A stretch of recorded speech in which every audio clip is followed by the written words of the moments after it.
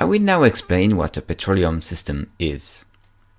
The petroleum system is necessary for the generation and the preservation of hydrocarbons. 5 key elements are necessary in a petroleum system: a source rock, which is the rock where hydrocarbons are generated; a reservoir rock, which is a porous and permeable rock where the oil or gas will migrate. The hydrocarbons tend to go up as they are less dense than the surrounding formation water.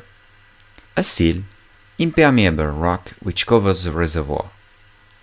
A trap, in order to prevent the hydrocarbons to reach the surface. The oil and gas should be trapped in the subsurface. A good timing.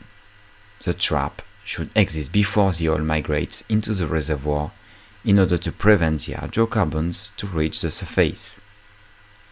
I will now introduce the role and characteristics of each element of the petroleum system. Let's start by explaining what a source rock is and what its main characteristics are. As previously introduced, the role of a source rock is instrumental in a petroleum system as it is the generative place of the hydrocarbons that charge a sedimentary basin. Oil and gas are formed from organic matter such as dead plants and animals. The main characteristic of a source rock is to contain fossilized organic matter. These conditions require particular depositional settings. First, production of organic matter is needed in the area. As the depositional environment of a source rock is usually aquatic, the organic matter is generated where lives the majority of the organisms, commonly within the top 50 meters of the water column. Then, this organic matter should be preserved. The depth of water through which the material will rest is important, as during the thinning, the organics get consumed by animals living in the deeper waters, as well as by microbial activities. This results in a dramatic decrease in the flux of organic matter as a function of the depth.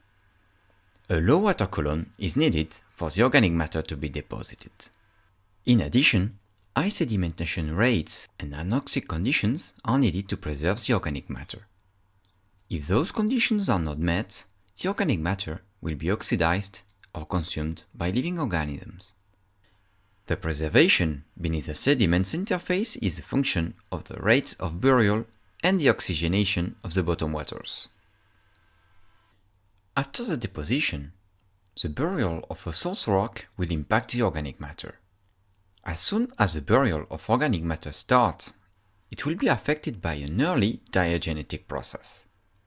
Consequently, during the initial burial of the organic matter, there is a progressive decrease on its amount and a change on its composition.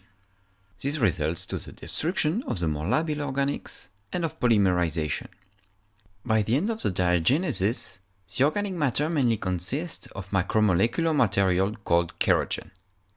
It is derived from the remains of the more resistant tissues. No hydrocarbons have been formed during this step. With the increase of pressure and temperature associated to the burial of the sediments, the kerogen is altered. The increase of temperature provides energy to break the liaisons between carbon atoms. This step is the thermal cracking. As soon as the burial increases, oil and then gas are generated. The maturation has been defined into 2 steps. The catagenesis, when oil is generated at the beginning of this phase. Then, both oil and gas are generated. The metagenesis, when dry gas is generated.